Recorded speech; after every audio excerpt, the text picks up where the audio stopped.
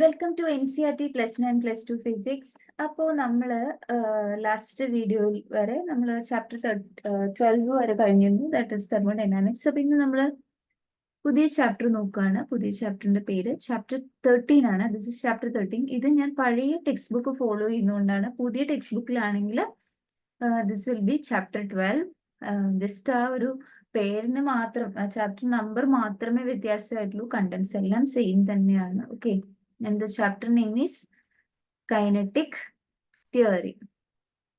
So this is the next chapter. അപ്പോൾ അത് നമുക്ക് ഇതിന്റെ ഇൻട്രൊഡക്ഷൻ സെക്ഷൻ എന്താന്ന് നോക്കാം. അപ്പോൾ എന്താണ് ഇൻട്രൊഡക്ഷൻ സെക്ഷനിൽ കൊടുത്തിരിക്കുന്നത് വെച്ച് കഴിഞ്ഞാൽ നമ്മൾ ഓൾറെഡി ബോയിൽസ് ലോ ഒക്കെ കണ്ടതാണ്. അപ്പോൾ ബോയിൽസ് ലോ, അതുപോലെ ന്യൂട്ടൺ, അത് അപ്പം ന്യൂട്ടൺ കുറെ വർക്ക് ചെയ്തിട്ടുണ്ട്. അതുപോലെ ബോയിൽ, അവരൊക്കെ ഈ ഗ്യാസസിന്റെ ബിഹേവിയർ പഠിക്കാൻ വേണ്ടിയിട്ട് എന്താണ് പല കാര്യങ്ങളും ചെയ്തിട്ടുണ്ട്. ഓക്കെ. അപ്പൊ അവരെല്ലാം പഠിക്കാൻ എന്ത് ചെയ്തു എന്ന് വെച്ച് കഴിഞ്ഞാൽ ഗ്യാസസിനെ ചെറിയ ഒരു ടൈനി ആറ്റോമിക് പാർട്ടിക്കിൾസ് ആയിട്ടാണ് ഗ്യാസസ് ഉണ്ടാക്കിയിരിക്കുന്നത് എന്നുള്ള തരത്തിലാണ് അവരെല്ലാം കൺസിഡർ ചെയ്തത്. അപ്പം ഇതൊക്കെ എന്ന് പറഞ്ഞു കഴിഞ്ഞാൽ ആക്ച്വലി നമ്മുടെ കൈനറ്റിക് തിയറി എന്ന് പറയുന്ന ഈ ഒരു തിയറി ഡെവലപ്പ് ചെയ്യുന്നതിന് വളരെയധികം മുന്നെയാണ് ഇവരെല്ലാം ഇത് പഠിച്ചിരുന്നത്. ഓക്കെ. അപ്പം കൈനറ്റിക് തിയറി ഈ ഗ്യാസസിന്റെ ബിഹേവിയർ എങ്ങനെയാണ് പഠിക്കുന്നതെന്ന് വെച്ച് കഴിഞ്ഞാല് ഗ്യാസ് എന്ന് പറയുന്നത് it consist of rapidly moving atoms or molecules എന്നുള്ള തരത്തിലാണ് അതിനെ വിചാരിക്കുന്നത്. ഇത് റാപ്പിഡ്ലി മൂവിങ് ആറ്റംസ് അല്ലെങ്കിൽ മോളിക്യൂൾസ് കൊണ്ട് ഉണ്ടാക്കിയിരിക്കുന്നതാണ് ഗ്യാസ്. അങ്ങനെ ഒരു ഐഡിയയിലാണ് കൈനറ്റിക് തിയറിയിൽ ഗ്യാസസിന്റെ ബിഹേവിയറിനെ എക്സ്പ്ലെയിൻ ചെയ്യുന്നത്. ഓക്കെ. അപ്പം ഇതെന്ന് പറയുന്നത് അതായത് ഈ ഒരു റാപ്പിഡ് മോളിക്യൂൾ, അത് വളരെ റാപ്പിഡ് ആയിട്ടുള്ള ഈ മോഷൻ ഉണ്ടല്ലോ, ഇതെന്ന് പറയുന്നത് ഗ്യാസസിന് പോസിബിൾ ആവുന്നതിന്റെ കാര്യം എന്താന്ന് വെച്ച് കഴിഞ്ഞാല് ഇന്റർ ആറ്റമിക് ഫോഴ്സസ്, അതായത് അതെന്ന് പറയുന്നത് mostly Inter atomic force prominent ആവുന്ന സോളിഡ്സിനും ലിക്വിഡ്സിനുമാണ്. ആ ഇന്റർ ആറ്റോമിക് ഫോഴ്സ് എന്ന് പറയുന്ന ഒരു ഷോർട്ട് റേഞ്ച് ഫോഴ്സ് ആണ്. ആ ഷോർട്ട് റേഞ്ച് ഫോഴ്സ് എന്ന് പറയുന്നത് ഗ്യാസിനെ സംബന്ധിച്ച് നെഗ്ലക്ട് ചെയ്യാൻ സാധിക്കും. ഓക്കെ. അപ്പം അതുകൊണ്ടാണ് അവർക്ക് ഇങ്ങനെ റാപ്പിഡ്ലി മൂവ് ചെയ്യാൻ സാധിക്കുന്നത്. അപ്പം ഈ കൈനറ്റിക് തിയറി എന്ന് പറയുന്നത് ഡെവലപ്പ് ചെയ്തിരിക്കുന്നത് മാക്സ്വെൽ, ബോൾസ്മാൻ അങ്ങനത്തെ മറ്റ് ശാസ്ത്രജ്ഞന്മാരിലാണ് കൈനറ്റിക് തിയറിയെ ഡെവലപ്പ് ചെയ്തിരിക്കുന്നത്. അപ്പം ഇതെന്ന് പറയുന്നത് ഒരു ഗ്യാസിന്റെ ഒരു ഗ്യാസിന്റെ പ്രഷർ, ഇപ്പം ഏതെങ്കിലും ഒരു ഗ്യാസിന്റെ പ്രഷർ അല്ലെങ്കിൽ ടെമ്പറേച്ചറിന്റെ ആ ഒരു മോളിക്കുലർ ഇന്റർപ്രിട്ടേഷൻ എങ്ങനെയാണെന്ന് കാണിക്കും. ആൻഡ് അതെന്ന് പറയുന്നത് പലതരത്തിലുള്ള ഗ്യാസ് ലോ, അതിന് മുന്നേ ആയിട്ടുണ്ടായിരുന്ന ഗ്യാസ് ലോസും അതുപോലെ അവോഗാഡ്രോ ഹൈപ്പോത്തസിസ് അതിനെല്ലാം കൺസിസ്റ്റന്റുമാണ്. അതിനെ ഉൾക്കൊള്ളിച്ചുകൊണ്ട് അതിനെ ഓക്കെ ആക്കിക്കൊണ്ട് അത് ഓക്കെ ആവുന്ന തരത്തിലാണ് ഇത് പറഞ്ഞിരിക്കുന്നത്. ഓക്കെ. അത് മാത്രമല്ല ഈ ഒരു കൈനറ്റിക് തിയറി പല ഗ്യാസസിന്റെയും സ്പെസിഫിക് ഹീറ്റ് കപ്പാസിറ്റികളെ കറക്റ്റ് ആയിട്ട് എക്സ്പ്ലെയിൻ ചെയ്യുന്നുണ്ട്. മാത്രമല്ല ഈ ഗ്യാസസിന്റെ മെഷറബിൾ പ്രോപ്പർട്ടികൾ, വിസ്കോസിറ്റി, കണ്ടക്ഷൻ, ഡിഫ്യൂഷൻ, അതെല്ലാം അപ്പോഴത്തേക്കും ആ കാര്യങ്ങളെല്ലാം അത് പ്രതിപാദിക്കുകയും അതുപോലെ തന്നെ മോളിക്കുലർ സൈസ്, മാസ്, അതിനെല്ലാം കറക്റ്റ് ആയിട്ട് എസ്റ്റിമേഷൻ കൊടുക്കാൻ സാധിക്കുകയൊക്കെ ചെയ്തിട്ടുണ്ട്. ഓക്കെ. അപ്പം ഇവിടെ നമ്മൾ ഈ ഒരു ചാപ്റ്ററിലൂടെ കാണാൻ പോകുന്നത് കൈനറ്റിക് തിയറി എന്ന് പറഞ്ഞാൽ വളരെ വാസ്റ്റ് ആയിട്ടുള്ള ഒരു സെക്ഷന്റെ ജസ്റ്റ് ഒരു ഇൻട്രൊഡക്ഷൻ ആണ് നമ്മളിവിടെ നോക്കാൻ പോകുന്നത്. ഓക്കെ. കൈനറ്റിക് തിയറി അതെന്താണ്, അതിന്റെ സത്യം എന്താണ് എന്നുള്ളതാണ് നമ്മൾ ഈ ചാപ്റ്ററിലൂടെ മനസ്സിലാക്കാൻ പോകുന്നത്. അപ്പം നമുക്ക് ഫസ്റ്റ് സെക്ഷൻ, അതായത് സെക്കൻഡ് സെക്ഷനിലേക്ക് പോകാം. That is 13.2. That is the molecular nature of matter. Molecular nature of matter. അപ്പം എന്താന്ന് വെച്ച് കഴിഞ്ഞാൽ നമുക്ക് ഓൾറെഡി അറിയാം matter is made of atoms. നമ്മൾ വളരെ ചെറിയ ക്ലാസ്സിൽ തന്നെ പഠിക്കുന്നതാണ്. Matter means it is build up of atoms. Okay. And നമുക്ക് ആറ്റോമിക് ഹൈപ്പോത്തസിസ് എന്താണ് എന്നുള്ളതും അറിയാം, അല്ലേ? This is the atomic hypothesis. Is all matter consists of atoms, or all okay, this is atomic hypothesis. അപ്പൊ ഇതിനെ കുറിച്ച് നമുക്ക് ഓൾറെഡി അറിയാം, നമ്മൾ കൊച്ചിലെ മുതൽ പഠിക്കുന്നുണ്ട്. This is atomic hypothesis. Okay, അപ്പം എന്താണ്, എല്ലാം ആറ്റംസ് കൊണ്ടാണ് നിർമ്മിച്ചിരിക്കുന്നത്. ഓക്കെ, ആറ്റംസ് എന്ന് പറയുന്നത് എന്താണ്, it is the tiny particle, ആ ഒരു ചെറിയ പാർട്ടിക്കിൾ അതെപ്പോഴും എന്താണ് റാൻഡം മോഷനിലാണ്. ആൻഡ് അത് വളരെ ഡിസ്റ്റൻസിലാണെങ്കിൽ അവർ തമ്മിലുണ്ടാകുന്ന അട്രാക്റ്റീവ് ഫോഴ്സ് ആയിരിക്കും. അടുത്തടുത്ത് വെക്കുവാണെങ്കിൽ അത് റിപ്പൽ ചെയ്യുകയും ചെയ്യും. അതാണ് അതിന്റെ പ്രത്യേകത. ഓക്കെ, അപ്പം ഈവൻ ഫെയ്ൻമാൻ എന്ന് പറഞ്ഞാൽ നമുക്കറിയാം, ഗ്രേറ്റ് ആയിട്ടുള്ള ഫെയ്ൻമാൻ എന്ന് പറഞ്ഞിട്ട് ആ വലിയ സയന്റിസ്റ്റ്, അദ്ദേഹം പറയുന്നത് ഇപ്പം ഇതിനെക്കുറിച്ച്, ഈ ആറ്റമിക് ഹൈപ്പോത്തസിസിനെ കുറിച്ച് പറഞ്ഞിരിക്കുന്നത് ഇങ്ങനെയാണ്. ഇപ്പം ഏതെങ്കിലും കാരണവശാൽ ഈ ഒരു യൂണിവേഴ്സ് മൊത്തത്തിൽ അങ്ങ് നശിച്ചു പോവാണെങ്കിലും അടുത്ത ജനറേഷൻ ഓഫ് ആൾക്കാർക്ക് എന്താണ് കൈമാറാൻ സാധിക്കുന്നതെങ്കിൽ this thing should be transferred, this particular knowledge should be transferred to that next generation of universe എന്നാണ് ഫെയ്ൻമാൻ എന്ന് പറഞ്ഞ ഗ്രേറ്റ് സയന്റിസ്റ്റ് പോലും പറഞ്ഞിരിക്കുന്നത്. കാര്യം ഇതുകൊണ്ട് എല്ലാം വീണ്ടും ഡെവലപ്പ് ചെയ്യാൻ സാധിക്കും ആ ഒരു രീതിയിൽ. ഓക്കെ, അപ്പൊ ഇനി നമുക്ക് ഈ ഒരു ആറ്റം എന്ന് പറയുന്ന എല്ലാം ആറ്റംസ് കൊണ്ടാണ് ഉണ്ടാക്കിയിരിക്കുന്നത് എന്ന് നമ്മൾ പറഞ്ഞു. പക്ഷെ ഇനി ആറ്റത്തിനെ കുറിച്ചുള്ള സ്റ്റഡിയെ കുറിച്ചാണ് പറയുന്നത്. അപ്പം ഏർലിയർ, ഒരുപാട് പണ്ട് എന്താന്ന് വെച്ചാൽ, ഇപ്പം നമുക്ക് ഈ ആറ്റമിക് തിയറി എന്ന് പറയുന്നത് ജോൺ ഡാൾട്ടൺ എന്ന് പറഞ്ഞ സയന്റിസ്റ്റ് ആണ് ആറ്റമിക് തിയറി കൊണ്ടുവന്നത്. ആറ്റമിക് തിയറി അദ്ദേഹം അപ്പോഴാണ് ഇത് കൊണ്ടുവന്നത്. പക്ഷെ അതിന് മുന്നേ അദ്ദേഹമാണ് ആറ്റത്തിനെ കറക്റ്റ് ആയിട്ട് ആറ്റത്തിനെ കുറിച്ച് എക്സ്പ്ലെയിൻ ചെയ്തത്. പക്ഷെ അതിന് മുന്നേയും ഈ ആറ്റം എന്ന് പറയുന്ന കൺസെപ്റ്റ് ഉണ്ടായിരുന്നു. ഈവൻ ഇന്ത്യയിലും ഗ്രീസിലും ഒക്കെ ഉണ്ടായിരുന്നു. അതായത് ഇന്ത്യയിലൊക്കെ പണ്ടത്തെ പണ്ടത്തെ സ്കോളേഴ്സ് ഒക്കെ വിചാരിച്ചുകൊണ്ടിരുന്നത് 4 തരത്തിലുള്ള ആറ്റം ആണ് ഉണ്ടായിരുന്നു എന്നാണ് അവർ വിചാരിച്ചിരുന്നത്. ഭൂമിയും വായുവും അഗ്നിയും വെള്ളവും ആകാശവും, ഇങ്ങനെ 5 തരത്തിലുള്ള, നോട്ട് 4, 5 തരത്തിലുള്ള ആറ്റം ഉണ്ടായിരുന്നു എന്ന് വിശ്വസിച്ചിട്ടുണ്ട്. ഓക്കെ, ആൻഡ് പക്ഷെ ഇന്ത്യ ആണെങ്കിലും ഗ്രീസ് ആണെങ്കിലും അവരെല്ലാം വിചാരിച്ചിരുന്ന ആറ്റം ഇൻഡിവിസിബിൾ ആണ്, ഇൻഫിനിറ്റ്സിമൽ ആണ്, അങ്ങനെയൊക്കെയാണ്, വളരെ ചെറുതാണ്, അത് പിന്നീട് അങ്ങോട്ട് ഡിവൈഡ് ചെയ്ത് അതിനെ വീണ്ടും ചെറുതാക്കാൻ പറ്റില്ല, ആറ്റം ആണ് as it self it is the smallest thing എന്നുള്ള തരത്തിലാണ് വിചാരിച്ചുകൊണ്ടിരുന്നത്. ഓക്കെ, അതുകൊണ്ട് ഈവൻ അതിന്റെ കോമ്പിനേഷൻസിനെ കുറിച്ച് പോലും പണ്ടുള്ളവർ പറഞ്ഞിട്ടുണ്ടായിരുന്നു. ഇന്ത്യൻ സ്കോളേഴ്സും ഒക്കെ പറഞ്ഞിട്ടുണ്ടായിരുന്നത് ഇറ്റ് 2 കമ്പൈൻ ചെയ്ത് കഴിഞ്ഞാൽ എങ്ങനെ ഇരിക്കും, 3 ആറ്റം കമ്പൈൻ ചെയ്ത് എങ്ങനെ, അതല്ല.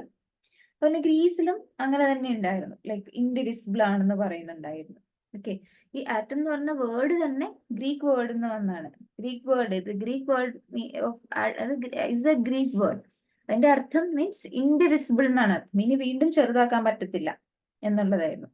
അപ്പം ഇപ്പം ഗ്രീക്ക് ഫിലോസഫി അനുസരിച്ച് ഗ്രീക്കിന്റെ അന്നത്തെ, അത് ഗ്രീക്ക് ഫിലോസഫി അല്ല, ഗ്രീസിലെ സ്റ്റഡീസ് വെച്ചിട്ട് പറയുന്നത്, ഇപ്പൊ വെള്ളത്തിന്റെ ആറ്റം, പലതരത്തിലുള്ള ആറ്റം കൊണ്ടാണ് പലതും ഉണ്ടാകുന്നത്. ഇപ്പൊ വെള്ളത്തിലെ ആറ്റം എന്ന് പറയുന്നത് കുറച്ച് സ്മൂത്ത് ആയിരിക്കും, അത് റൗണ്ട് ഷേപ്ഡ് ആയിരിക്കും, അതുകൊണ്ടാണ് അത് ഇങ്ങനെ ഹുക്ക് ചെയ്യാതെ ഇങ്ങനെ ഒഴുകി പോകുന്നതെന്ന് പറയും. ഇപ്പൊ ഫയറിന്റെ ആറ്റം ആണെങ്കിൽ അത് തോണിയാണെന്നാണ് അവർ പറയുന്നത്.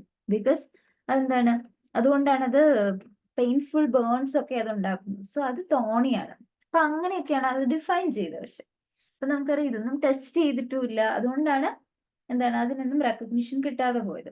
അപ്പൊ നമ്മൾ കാണുന്ന എല്ലാം ടെസ്റ്റഡും എക്സ്പെരിമെന്റൽ ക്വാളിറ്റേറ്റീവ് എക്സ്പെരിമെന്റ് ചെയ്ത് മോഡിഫൈ ചെയ്തതായിട്ടുള്ള സംഗതികളാണ്. ഓക്കെ, സോ ജോൺ ഡാൾട്ടൺ ആണ് he propose the atomic theory. നമ്മൾ ഇന്ന് കാണുന്ന നമുക്ക് എന്താ ജസ്റ്റ് വെറുതെ പ്രപ്പോസൽ മാത്രമല്ല, കറക്റ്റ് ആയിട്ട് അതിനെ കൊണ്ടുവന്ന ഒരാള് എന്താണ് ഈ ഒരു ജോൺ ഡാൾട്ടൺ എന്ന് പറഞ്ഞ സയന്റിസ്റ്റ് ആണ്.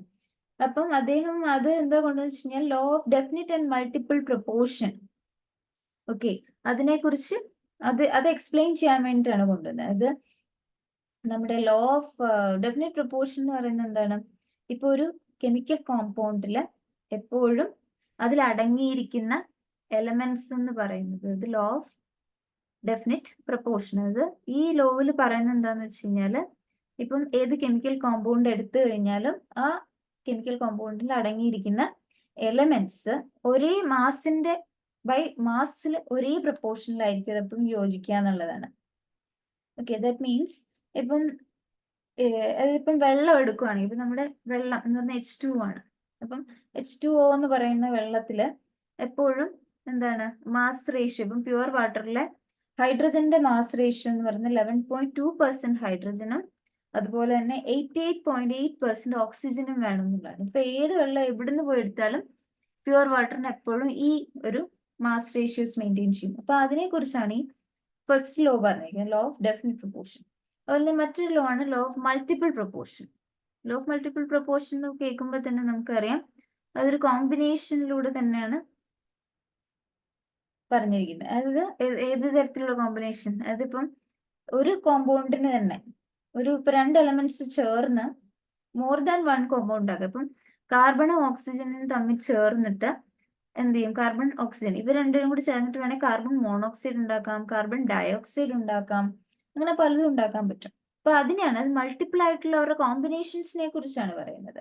ഓക്കെ, ഈ ലോ ഓഫ് ഡെഫിനിറ്റ് പ്രൊപ്പോർഷനകത്ത് ഒരു കോമ്പൗണ്ടിലുള്ള എലമെന്റ്സിന്റെ മാസ് പ്രൊപ്പോർഷനെ കുറിച്ച് സംസാരിക്കുമെങ്കിൽ ഇവിടെ മൾട്ടിപ്പിൾ പ്രൊപ്പോർഷനിൽ പറയുന്നത് 2 എലമെന്റ്സ് ചേർന്ന് ഒരു കോമ്പൗണ്ടിൽ കൂടുതൽ കോമ്പൗണ്ട്സ് അവർക്ക് ഉണ്ടാക്കാമെങ്കിൽ എപ്പോഴും അവരുടെ ആ എലമെന്റ്സ് ചേരുന്ന ആ റേഷ്യോ എന്ന് പറയുന്നത് ഒരു സ്മോൾ ഇൻഡിജേഴ്സിൽ റെപ്രസെന്റ് ചെയ്യാം എന്നുള്ളതാണ് അതിൽ പറയുന്നത്. ഇതൊക്കെ നിങ്ങൾ കൂടുതലായിട്ടും കെമിസ്ട്രി ആണ് ഇത് ബേസിക്കലി, ബിക്കോസ് ജോൺ ഡാൾട്ടൺ തന്നെ ഫാദർ ഓഫ് കെമിസ്ട്രി എന്നാണ് അറിയപ്പെടുന്നത്. നിങ്ങൾ കൂടുതലായിട്ട് ഡീറ്റെയിൽ ആയിട്ട് കെമിസ്ട്രിയിൽ പഠിച്ചിട്ടുണ്ടാവും. അപ്പം ഇതൊക്കെ എന്തിനാണ് പറയുന്നത് എന്ന് വെച്ച് കഴിഞ്ഞാൽ ഈ ആറ്റത്തിനെ കുറിച്ച് നമ്മൾ ഇനിയിപ്പം എന്താണ് ആറ്റം, മോളിക്യൂൾ, ആ വക കൺസെപ്റ്റിലേക്ക് നമ്മൾ എത്തുകയാണ്. അപ്പം അതിന് വേണ്ടിയിട്ട് എങ്ങനെ അത് ഇവോൾവ് ചെയ്തു എന്നറിയാൻ വേണ്ടി പറയുന്നതേ ഉള്ളൂ. ഓക്കെ, അപ്പം ചുരുക്കം പറഞ്ഞാൽ വളരെ അത് 200 വർഷം മുന്നേ ഒക്കെ ആൾക്കാർ അല്ലെങ്കിൽ സയന്റിസ്റ്റ് അങ്ങനത്തെ ആൾക്കാർ വിചാരിച്ചുകൊണ്ടിരുന്ന ഒരു എലമെന്റിന്റെ ഏറ്റവും സ്മോളസ്റ്റ് ആയിട്ടുള്ള ഒരു എന്താ കോൺസ്റ്റുവന്റ് എന്ന് പറയുന്ന ആറ്റമാണ് എന്നാണ് വിചാരിച്ചുകൊണ്ടിരുന്നത്. ഓക്കെ, പക്ഷെ ഇന്ന് നമുക്കറിയാം അതല്ല. ആറ്റം എന്ന് പറയുന്നത് it's not an elementary particle. നമുക്ക് ഇന്നറിയാം elementary particle means smallest particle എന്നുള്ളത്. ഇനി ഫർദർ സബ്ഡിവൈഡ് ചെയ്യാൻ പറ്റുന്ന പാർട്ടിക്കിളിനാണ് നമ്മൾ ഫർദർ സബ്ഡിവൈഡ് ചെയ്യാൻ പറ്റാത്ത പാർട്ടിക്കിളിനാണ് നമ്മൾ എലിമെന്ററി പാർട്ടിക്കിൾ എന്ന് വിളിക്കുന്നത്. അപ്പം പണ്ടത്തെ ആൾക്കാർ ധരിച്ചുകൊണ്ടിരുന്നത് ആറ്റം ഒരു എലിമെന്ററി പാർട്ടിക്കിൾ ആണ്, ഏറ്റവും ഒരു എലിമെന്റിന്റെ ഏറ്റവും സ്മോളസ്റ്റ് ഘടന എന്ന് പറഞ്ഞാൽ ആറ്റമാണ്. ആറ്റത്തിനെ പിന്നെ ഡിവൈഡ് ചെയ്യാൻ പറ്റില്ല എന്നുള്ളത്. പക്ഷെ ഇന്ന് നമുക്കറിയാം ആറ്റം വീണ്ടും ക്വാക്സ് ആവുന്നുണ്ട്. ഓക്കെ, അങ്ങനെ പല എലിമെന്ററി പാർട്ടിക്കിൾസ് അതിൻ്റെ അകത്തുണ്ട്. അതുകൊണ്ട് തന്നെ now atom is not an elementary particle. Okay, and ഒരു എലമെന്റിന്റെ ആറ്റം എന്ന് പറയുന്നത് മറ്റൊരു എലമെന്റിന്റെ ആറ്റത്തിനെ തമ്മിൽ ഡിഫറെന്റ് ആയിരിക്കും. ഇപ്പം ഹൈഡ്രജൻ എന്ന് പറയുന്ന ഒരു എലമെന്റിനെ കോൺസ്റ്റിറ്റ്യൂട്ട് ചെയ്തിരിക്കുന്ന ആറ്റംസ് എന്ന് പറയുന്നത് ഓക്സിജൻ അടങ്ങിയിരിക്കുന്ന ആറ്റംസ്, ഇത് രണ്ടും ഡിഫറെന്റ് ആയിരിക്കും. അതുപോലെ ഇപ്പം ക്ലോറിൻ എടുത്തു കഴിഞ്ഞാൽ അതുണ്ടാക്കിയിരിക്കുന്ന മറ്റു കുറെ ആറ്റംസ് ഉണ്ടായിരിക്കും. പക്ഷെ ഈ ഹൈഡ്രജൻ എടുക്കുവാണെങ്കിൽ അതിൻ്റെ അകത്തെ എല്ലാ ആറ്റംസും ഐഡന്റിക്കൽ ആയിരിക്കും.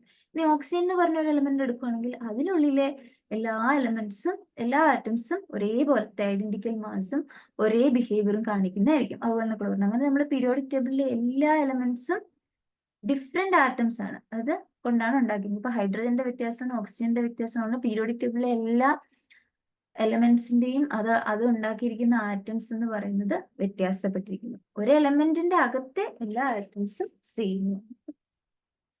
ഓക്കെ, ആൻഡ് എന്താണ് പിന്നെ എലമെന്റ്സിന് കമ്പൈൻ ചെയ്ത് കോമ്പൗണ്ട്സ് ഉണ്ടാക്കാൻ സാധിക്കും. പിന്നെ ഇതിൻ്റെ അകത്ത് കെമിസ്ട്രി. ഓക്കെ, ഗേ-ലുസാക്സ് ലോ എന്ന് പറഞ്ഞിട്ടൊരു ലോ ഉണ്ട്.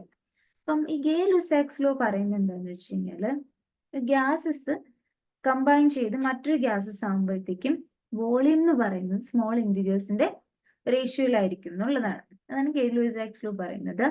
Then we have Avogadro's law. Avogadro പറയുന്നത് ഇപ്പം എല്ലാ ഗ്യാസസും ഈക്വൽ ടെമ്പറേച്ചറും പ്രഷറിലും എടുത്തു കഴിഞ്ഞാൽ അതിൻ്റെ അകത്ത് ഈക്വൽ നമ്പർ ഓഫ് മോളിക്യൂൾസ് ആയിരിക്കും ഈക്വൽ വോളിയം ഓഫ് ഗ്യാസസിന് ഉണ്ടാവുക, പ്രൊവൈഡഡ് ടെമ്പറേച്ചറും പ്രഷറും സെയിം ആണെങ്കിൽ. അപ്പൊ ബേസിക്കലി ഈ അവോഗാഡ്രോ ലോയും അതുപോലെ തന്നെ ഡാൽട്ടൺസ് തിയറി, നമ്മളിപ്പോ കണ്ടു ഡാൽട്ടൺസ് തിയറി, അതും കൂടി കമ്പൈൻ ചെയ്താൽ നമുക്ക് കിട്ടുന്ന സാധനമാണ് ഗേ-ലുസാക്സ് ലോ. ഇത് രണ്ടും കൂടി കമ്പൈൻ ചെയ്യുന്നതാണ് നമ്മൾ ഗേ-ലുസാക്സ് ലോ. ഓക്കെ, അപ്പം പിന്നെ നമ്മളിപ്പം എലമെന്റ്സ് എന്ന് പറയുന്നത് നമ്മളുടെ എലമെന്റ്സ് എല്ലാം എപ്പോഴും മോളിക്യൂൾസിന്റെ ഫോമിലായിരിക്കും ഓൾമോസ്റ്റ് എപ്പോഴും. അതുകൊണ്ട് തന്നെ നമ്മൾ പറഞ്ഞ പോലെ Dalton's atomic theory molecular theory of matter എന്ന് വിളിക്കും. ഈ ഡാൽട്ടന്റെ atomic theory molecular theory of matter എന്ന് വിളിക്കും.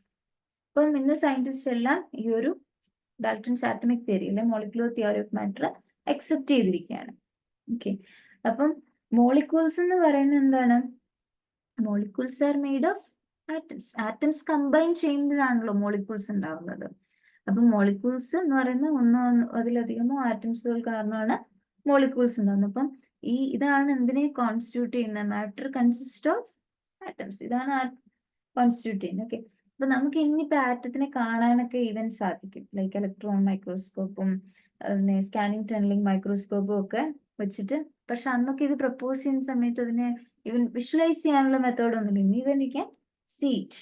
ഓക്കെ, ആൻഡ് ഇനി coming to it size of an atom എന്ന് പറയുന്നത് 10⁻⁻10 മീറ്റർ ആണ്. ഈ ഒരു ക്വാണ്ടിറ്റി അല്ലെങ്കിൽ നമ്മൾ ഡെസിഗ്നേറ്റ് ചെയ്യുന്ന പേരാണ് angstrom. 1 angstrom. Okay, that is 1 angstrom means it is 10⁻⁻10 meter. So, size of atom എന്ന് പറഞ്ഞാൽ 10⁻⁻10 meter ആണ്. ഓക്കെ, ഇനി നമുക്കറിയാം, ഇപ്പൊ ഇത് വളരെ ഇമ്പോർട്ടൻ്റ് ആണ്. കാര്യം സോളിഡ്സും ലിക്വിഡ്സിലും ഗ്യാസസിലും ഒക്കെ ആറ്റത്തിന്റെ ഡിസ്റ്റൻസ്, ആറ്റംസ് തമ്മിലുള്ള ഡിസ്റ്റൻസ് പറയണമെങ്കിൽ നമ്മൾ സ്പെസിഫൈ ചെയ്യുന്ന യൂണിറ്റ് എന്ന് പറയുന്ന ആങ്സ്ട്രം ആണ്. ഇപ്പൊ സോളിഡ്സിലാണെങ്കിൽ നമുക്കറിയാം ആറ്റംസ് എല്ലാം ടൈറ്റ്ലി പാക്ഡ് ആയിരിക്കും. അപ്പം ആറ്റം എന്ന് പറയുന്ന ഒരു ഫ്യൂ ആങ്സ്ട്രംസ് ആയിരിക്കും, ഒരു ഫ്യൂ ആങ്സ്ട്രം സെപ്പറേഷനിലായിരിക്കും ആറ്റംസ് അവിടെ ഇരിക്കുന്നത്. ഇനി ലിക്വിഡ്സിലും ഈ ഒരു സെപ്പറേഷൻ എന്ന് വെച്ചാൽ ചെറിയൊരു 2 ആങ്സ്ട്രോമോ ഒക്കെ ആയിരിക്കും ഒരു ആറ്റവും മറ്റൊരു ആറ്റവും തമ്മിലുള്ള സെപ്പറേഷൻ ഡിസ്റ്റൻസ്. അത്രയും ഇതുപോലെ തന്നെ ആയിരിക്കും. പക്ഷേ നമുക്കറിയാം ആറ്റംസ് എന്ന് പറയുന്നത്, ലിക്വിഡ് അല്ല ആറ്റംസ് എന്ന് പറയുന്നത് അത്ര റിജിഡ്ലി ടൈറ്റ്ലി ഫിക്സ്ഡ് അല്ല സോളിഡ്സിനെ പോലെ. അതുകൊണ്ട് തന്നെ അവർക്ക് മൂവ് ചെയ്യാം. അതുകൊണ്ടാണ് ലിക്വിഡ് ഫ്ലോ ചെയ്യുന്നത്. നേരെ മറിച്ച് ഗ്യാസസ് നോക്കുവാണെങ്കിൽ ഈ ഇന്റർ ആറ്റമിക് ഡിസ്റ്റൻസ് എന്ന് പറയുന്നത് ടെൻസ് ഓഫ് ആങ്സ്ട്രംസ് ആണ്. Okay, tens of angstroms. That means അവർ ഒരുപാട് അവരുടെ ഒരാറ്റവും തമ്മിൽ ഹ്യൂജ് ആയിട്ടുള്ള സ്പേസിംഗ് ആണ്. ഹ്യൂജ് എന്ന് പറഞ്ഞു കഴിഞ്ഞാൽ ആറ്റത്തിനെ സംബന്ധിച്ച് ഹ്യൂജ് ആണ്. കാര്യം അതിന്റെ സൈസ് തന്നെ ഒരു ആങ്സ്ട്രമേ ഉള്ളൂ. അപ്പം tens of angstroms compared with it size ആ രീതിയിലാണ് പറയുന്നത്. ആറ്റമിക് ഡിസ്റ്റൻസ് എന്ന് പറഞ്ഞാൽ വളരെ ലാർജ് ആണ്, at least when compared with solids and liquids.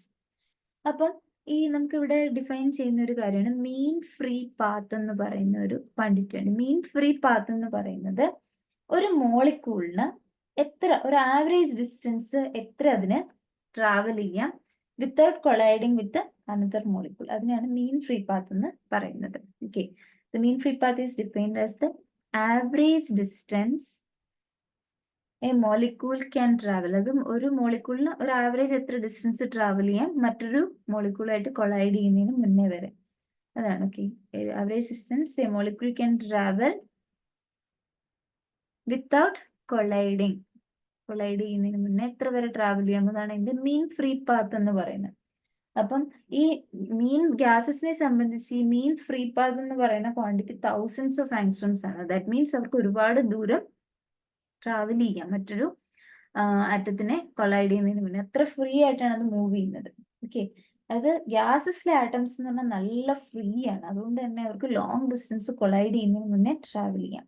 ഇപ്പൊ അതൊരു ഒരു കണ്ടെയ്നറിന്റെ അകത്ത് ക്ലോസ് ചെയ്തിട്ടല്ല വെച്ചിരിക്കുന്നെങ്കിൽ ഗ്യാസസ് അങ്ങ് ഒഴുകി അങ്ങ് പോവും ആക്ച്വലി. ഓക്കെ, അപ്പോഴത്തേക്കും ഈ ഒരു സോളിഡിലും ലിക്വിഡിലും അവരുടെ ഈ ഒരു ക്ലോസ്നെസ്, അതായത് ആറ്റംസ് ഒക്കെ വളരെ അടുത്തടുത്തിരിക്കുന്നതുകൊണ്ട് തന്നെ ആ കേസിൽ സോൾട്സിലും ലിക്വിഡ്സിലും ഈ ഇന്റർ ആറ്റമിക് ഫോഴ്സ് എന്ന് പറയുന്നത്, അത് സോൾട്സിലും ലിക്വിഡിനെ സംബന്ധിച്ച് ഇന്റർ ആറ്റമിക് ഫോഴ്സ്, ആറ്റംസ് തമ്മിലുള്ള ഫോഴ്സ് എന്ന് പറയുന്നത് വളരെ ഇമ്പോർട്ടൻ്റ് ആണ്. ഓക്കെ, അപ്പം ഈ ഇന്റർ ആറ്റമിക് ഫോഴ്സ് എന്ന് പറയുന്നത് അത് ലോങ് റേഞ്ച് അട്രാക്ഷനും ഷോർട്ട് റേഞ്ച് റിപ്പൾഷനും ആണുള്ളത്. ഇന്റർ ആറ്റമിക് ഫോഴ്സിന്റെ പ്രത്യേകതയാണ് long range attraction. Long range attraction എന്ന് പറയുന്നത് അവരൊരു ഡിസ്റ്റൻസിൽ ഇരിക്കുകയാണെങ്കിൽ, ഇപ്പൊ ആറ്റംസ് ഒരു ഫ്യൂ ആങ്സ്ട്രം സെപ്പറേഷനിൽ ഇരിക്കുകയാണെങ്കിൽ അവരുടെ തമ്മിലുണ്ടാവുന്ന ഒരു അട്രാക്ഷൻ ആയിരിക്കും. നേരെ മറിച്ച് ഷോർട്ട് റേഞ്ച് റിപ്പൾഷൻ, അതാണ് പിന്നെ രണ്ടാമത് വരുന്നത്. ഷോർട്ട് റേഞ്ച് റിപ്പൾഷൻ എന്ന് വെച്ച് കഴിഞ്ഞാൽ ഒരു അടുത്ത് വരുമ്പോൾ അത് if they come closer they will ripple.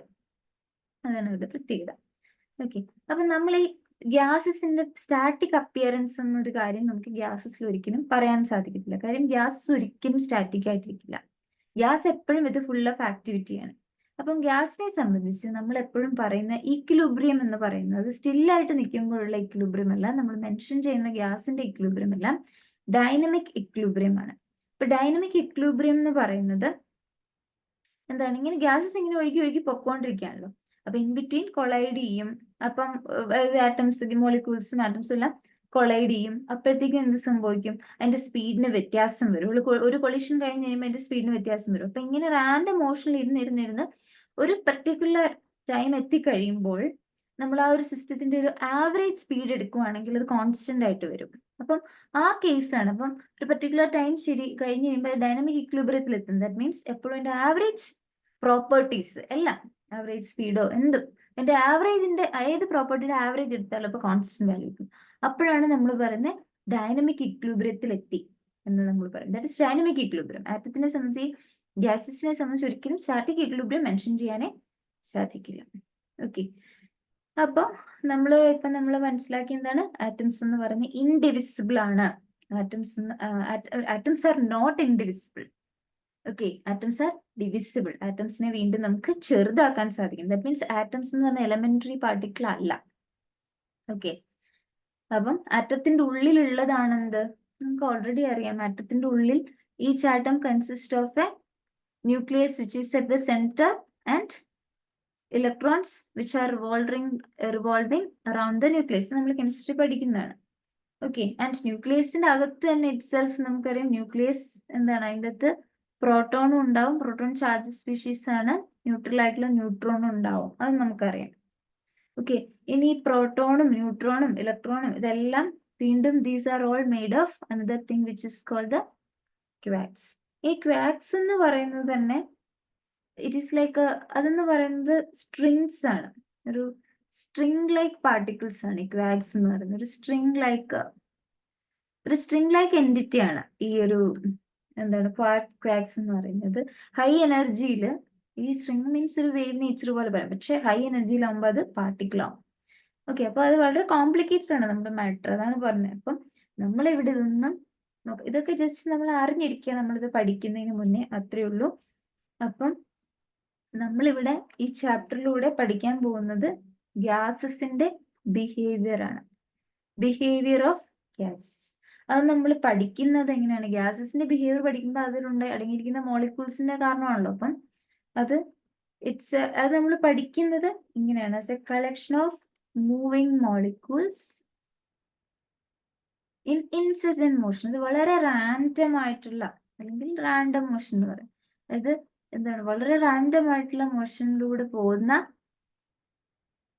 എന്താണ് കുറെ ഗ്യാസ് മോളിക്യൂൾസിന്റെ മോഷൻ എന്നുള്ള തരത്തിലാണ് നമ്മളിവിടെ ഈ ഒരു ഗ്യാസിനെ പഠിക്കുന്നത്. അപ്പൊ അറിഞ്ഞു വെക്കണം അതിൽ എന്തൊക്കെയാണ് അടങ്ങിയിരിക്കുന്നത് എന്നുള്ളത്. അതിന് വേണ്ടിയിട്ടാണ് ഇത്രയും പറഞ്ഞത്. അപ്പൊ നമ്മളിനി നെക്സ്റ്റ് വീഡിയോയിൽ ഇതിന്റെ ആ ഒരു ഗ്യാസ് ബിഹേവിയറിന്റെ ഓരോരോ സെക്ഷൻസ് ആയിട്ട് നമ്മൾ ഈ ഒരു മോളിക്കുലർ മോഷൻ, റാൻഡം മോഷൻ എങ്ങനെയാണ് എന്നുള്ളത് കാണും. Okay, so thank you.